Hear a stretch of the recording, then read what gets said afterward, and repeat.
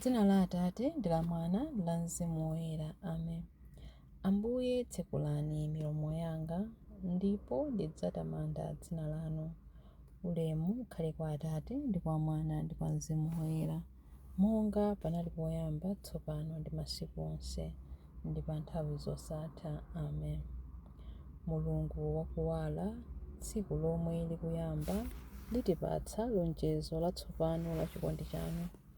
Kuyamba kwatsopano kulikonse ndi mphatso yanu, monga mame ofewa ochokera kumwambamwamba. Madalitso anu Atate salephera, mwana wanu chakudya chathu cha masiku onse, Mzimu Woyera wa chikondi chanu. Mwa Iye timatsogoleredwa masiku onse. Tisandutseni atumiki a mtendere wanu, bweretsani mwatsopano mphamvu zathu. Chotsani mantha athu onse, khalani nafe Ambuye m'tsiku lonse la lero, popeza ndi chimwemwe chokhachokha mukakhala pafupi. Kwa Atate, Mwana ndi Mzimu Woyera kukhale madalitso.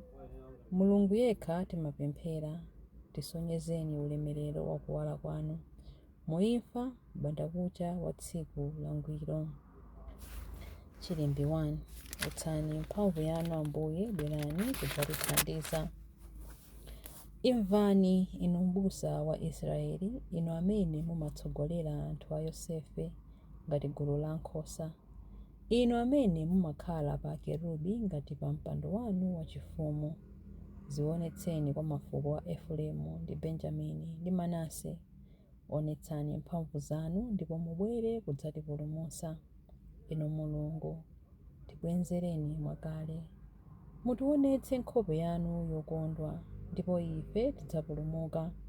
Inu chauta, Mulungu wamphamvu zonse, mudzakwiyira mapemphero a anthu anu mpaka liti? Mwawadyetsa chisoni ngati chakudya, mwawapatsa misonzi ngati chakumwa, mwawasandutsa chinthu chonyozeka kwa anzathu a mitundu ina. Ndipo adani athu akakhala pamodzi amangotiseka. Inu Mulungu wamphamvu zonse, tibwenzereni mwakale, mutionetse nkhope yowala kuti ife tipulumuke. Mudatulutsa mpesa wanu Israeli m'dziko la Igupto. Mudapirikitsa mitundu ina ya anthu kuti mudzale mpesawo. Mudawulimirira munda mpesawo, udamera mizu yozama nudzaza m'dzikolo. Mapiri adaphimbidwa ndi mthunzi wake, mikunguza yayikulu yomwe idaphimbidwa ndi nthambi zake. Nthambizo zidafika mpaka ku nyanja yayikulu ya ku Zambwe, ndipo mphukira zake mpaka ku mtsinje waukulu wa kuvuma. Nanga chifukwa chiyani mwagumula mpanda wake, kuti wopita m'njira zithyola nawo zipatso zake? Nguluwe za mu nkhalango zimawuwononga, ndipo zonse zoyenda mthengo zimawudya. Mutembenukirenso kwa ife, inu Mulungu wamphamvu zonse. Muyang'ane, inu okhala kumwamba, ndipo muone.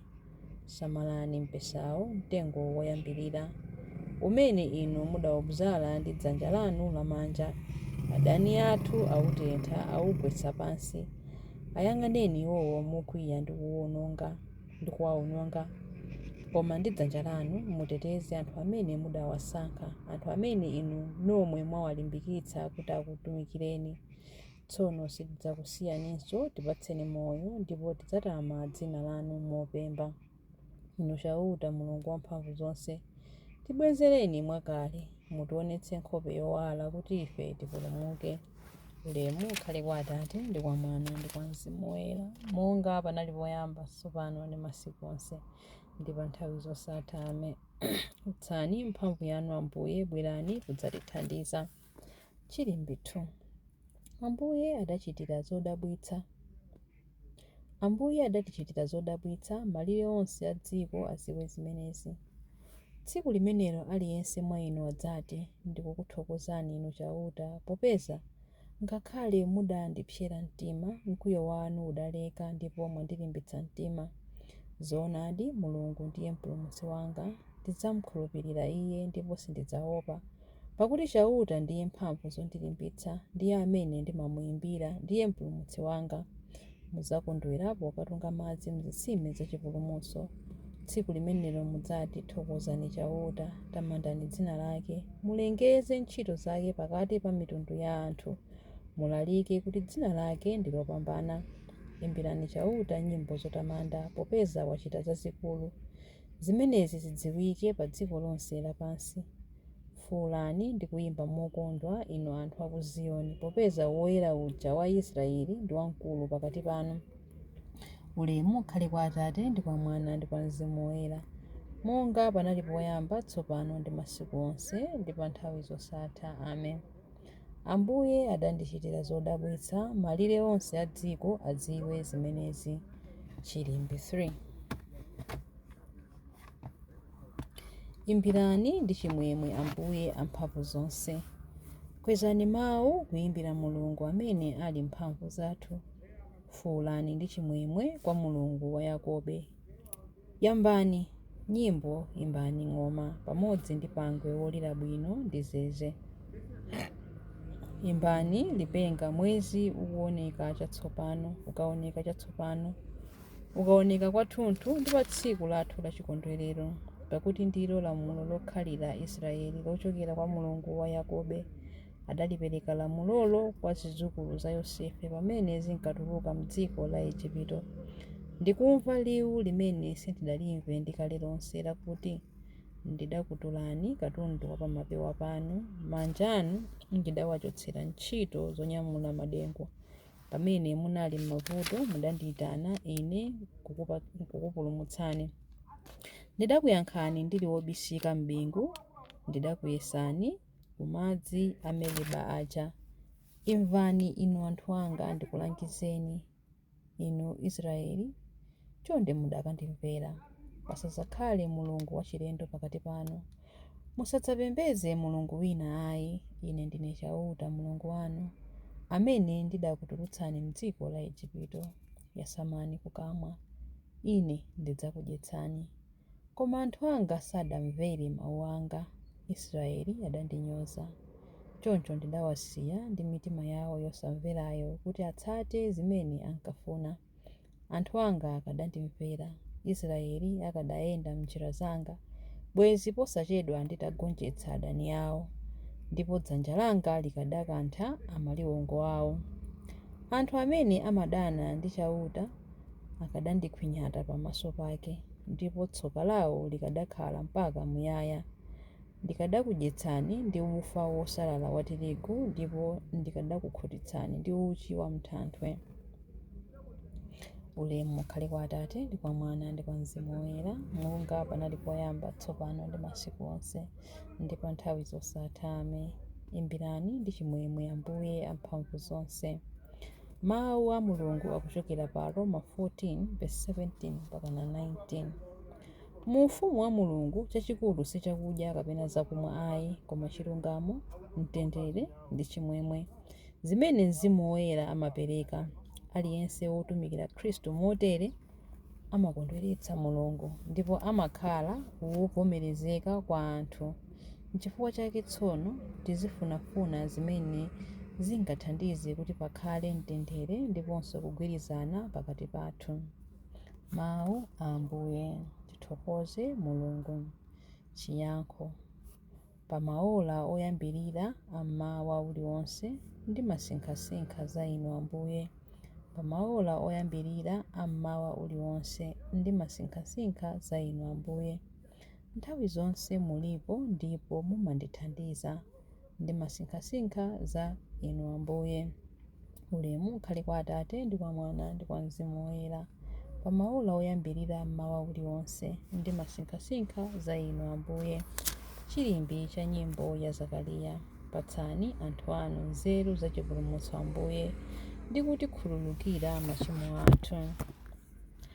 Adalitsike Ambuye Mulungu wa Israeli, wadzayendera anthu ake ndi kuwawombola. Watiukitsira ife mpulumutsi wamphamvu, m'nyumba ya Davide mtumiki wake, monga adalonjezera ndi milomo ya anthu oyera, iwo amene adali aneneri pa nthawi yakale.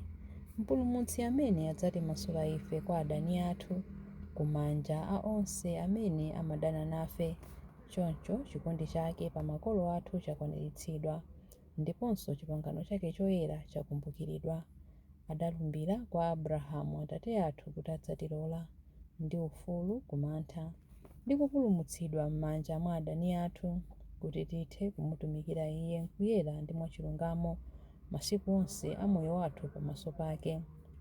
Kwa iwe mwana wang'ono udzayitanidwa mneneri wa Mulungu wammwambamwamba.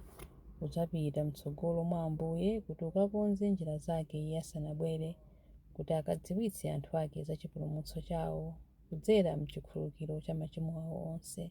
Chikondi chokoma cha mtima wa Mulungu wathu, amene amatiyendera ngati m'bandakucha wakumwamba, adzapasa kuwala iwo amene ali mdima, iwo amene akukhala mu mthunzi wa imfa, ndi kutitsogolera ife m'njira ya mtendere. Ulemu ukhale kwa Atate ndi kwa Mwana ndi kwa Mzimu Woyera, monga panali poyamba, tsopano ndi masiku onse ndi pa nthawi zosatha. Amen. Patsani anthu anu nzeru za chipulumutso Ambuye, ndi kutikhululukira machimo athu. M'mapemphero. Akhale wodala Mulungu Atate athu, amene amateteza ana ake ndipo sakana kumva mapemphero awo. Tiyeni modzichepetsa timupemphe kuti: Ambuye tiwunikireni. Tikukuthokozani Atate chifukwa chakutiwunikira kudzera mwa mwana wanu. Mutidzaze ndi kuwala kwake tsiku lonse la lero. Ambuye tiwunikireni. Luntha lanu lititsogolere tsiku la lero. Tithandizeni kuti tiyende m'moyo watsopano. Ambuye tiwunikireni. Molimba mtima tithe kupirira masautso chifukwa cha dzina lanu, ndipo tikhale wokoma mtima pokutumikirani. Ambuye tiwunikireni. Muongolere maganizidwe athu ndi zochita zathu pa tsiku la lero. Tithandizeni kutsatira ulangizi wanu wa umulungu. Ambuye tiwunikireni. Ambuye tiwunikireni pamene tikupemphera kuti: Atate athu muli kumwamba, dzina lanu liyeretsedwe, ufumu wanu udze, kufuna kwanu kuchitidwe monga kumwamba choncho pansi pano. Mutipatse ife lero chakudya chathu cha lero. Mutikhululukire ife zochimwa zathu, monga ifenso takhululukira adani athu. Musatisiye ife m'chinyengo, koma mutipulumutse ife kwa zoyipa. Amen. Tipemphere.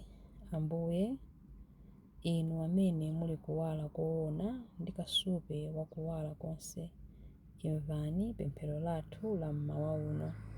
Mutitsogolere m'maganizo ndi zonse zimene zili zoyenera kuti tichite m'kuwala kwanu.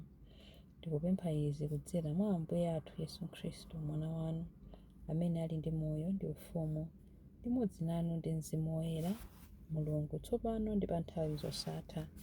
Amen. Ambuye atidalitse, atiteteze ife ku zoyipa zonse ndi kutifikitsa ku moyo wosatha. Amen. Dzina la Atate ndi la Mwana ndi la Mzimu Woyera. Amen.